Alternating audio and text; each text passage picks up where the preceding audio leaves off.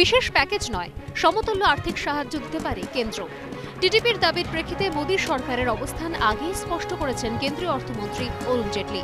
কেন্দ্রের এই মত জানার পর আর দেরি করেননি চন্দ্রবাবু নাইডু। মোদী মন্ত্রিসভায় 2 মন্ত্রীর পদত্যাগের সিদ্ধান্ত নেয় টিডিপি। তবে এখনই এনডিএ ছাড়ছে না তারা। এনডিএর অন্দরে শরিকদের এই অসন্তোষকেই আগামীতে বিজেপির বিরুদ্ধে অন্যতম হাতিয়ার করতে চায় তৃণমূল কংগ্রেস। বিজেপির বাংলা দখলের পাল্টা হিসেবে ফের লালকেল্লা দখলের হুঁশিয়ারি দিলেন মমতা বন্দ্যোপাধ্যায়। তুমি এসছো ক্ষমতায়, কাজ করো। এত নাচানাচি করার কোনো ব্যাপার নেই, এত লাফালাফি করার কোনো ব্যাপার নেই, আর এত লম্ফজম্প করার কথারও কোনো ব্যাপার নেই। কথায় কথায় বলে এবার আমাদের স্বপ্ন পূরণ হবে, বাংলাকে জয় করব। অত সস্তা? বাংলা তোমার দিল্লি জয় করে দেখিয়ে দেবে বাংলা কি। কিন্তু লালকেল্লা দখলের পথ নির্দেশিকা কি?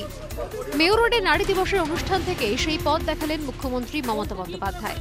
এনডিএর অন্দরে বিদ্রোহের আগুনকেই দাবানল করতে চান তিনি। টিডিপি তোমার অ্যালায়েন্স পার্টনার, শিবসেনা তোমার অ্যালায়েন্স পার্টনার।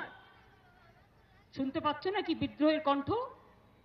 শুনতে পাচ্ছ ভারতবর্ষ কি বলছে?